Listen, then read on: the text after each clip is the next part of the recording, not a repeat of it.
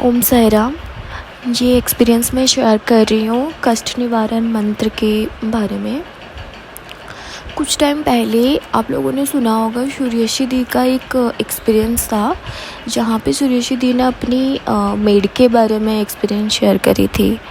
During lockdown जो भी था उन्होंने शेयर करी थी, और वहाँ पे उन्होंने मेंशन किया था कि वो कष्ट निवारण पढ़ती थी और बाबा को सब कुछ उसी कष्ट निवारण के थ्रू बताती थी कि बाबा जो भी है आप देख लो नॉल। तो मुझे वो वाली जो एक्सपीरियंस थी बहुत ही बेस्ट लगी।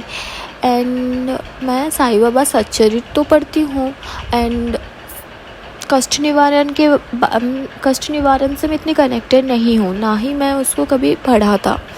जब मैंने सूर्यश्री दी का वो एक्सपीरियंस सुना कुछ टाइम पहले, लाइक अराउंड 1 ईयर और 9-10 मंथ बिफोर, बहुत ही ऐसे फेस था कि डिप्रेशन, एंग्जाइटी चल रही थी लाइफ में।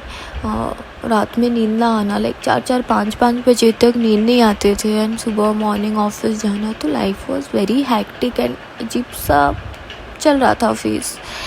तो एक टाइम जब मैंने इनकी एक्सपीरियंस सुनी, मैंने कष्ट निवारण पढ़ना शुरू किया।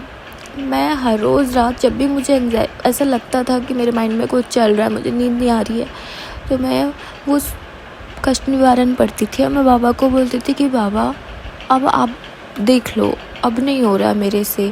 अगर आप इस कष्ट निवारण के थ्रू मेरे कष्ट निवारण करते हो तो मुझे कहीं ना कहीं एक बिलीव था कि शायद इसी के थ्रू ही होगा। एंड लिटरली वो चीज़ हुआ।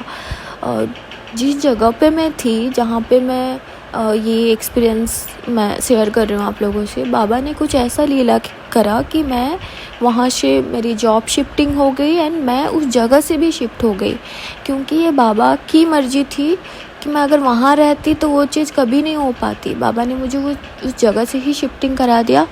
मैं एक दूसरी स्टेट में शिफ्ट हो गई, so that my life has been changed.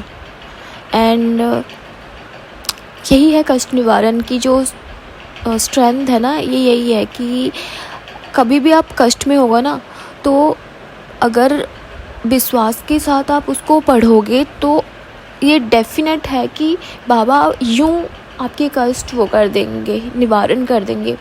And recently अभी एक लीला हुई मेरे साथ। मैं जहाँ पे अभी रिसेंटली जॉब कर रही हूँ, वो न्यूयॉर्क बेस्ड कंपनी है, where all the system work, everything has been New York based.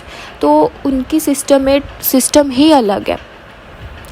और जो मेरे सीनियर है कुछ एक एक्सेल मुझे आगे फॉरवर्ड करना था, जो कि बहुत ही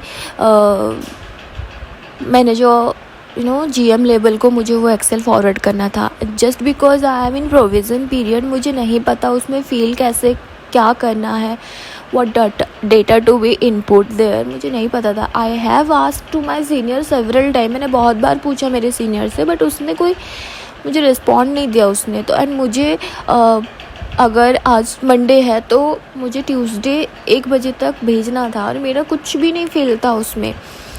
मैंने बाबा को कहा कि बाबा मैं कैसे करूँगी, आपने मुझे यहाँ पे भेजा है, मेरी बेइज्जती करानी है तो बता दो। तो मैंने बस बाबा का नाम लिया, मैंने सुबह कष्ट निवारण पढ़ के गई, एंड मैंने वो एक अच्छे मन से वो एक्सेल भरना शुरू किया। मैंने कहा कि जो होगा देखा जाएगा, मधु अपना कर्म करूं बाबा का नाम लेके।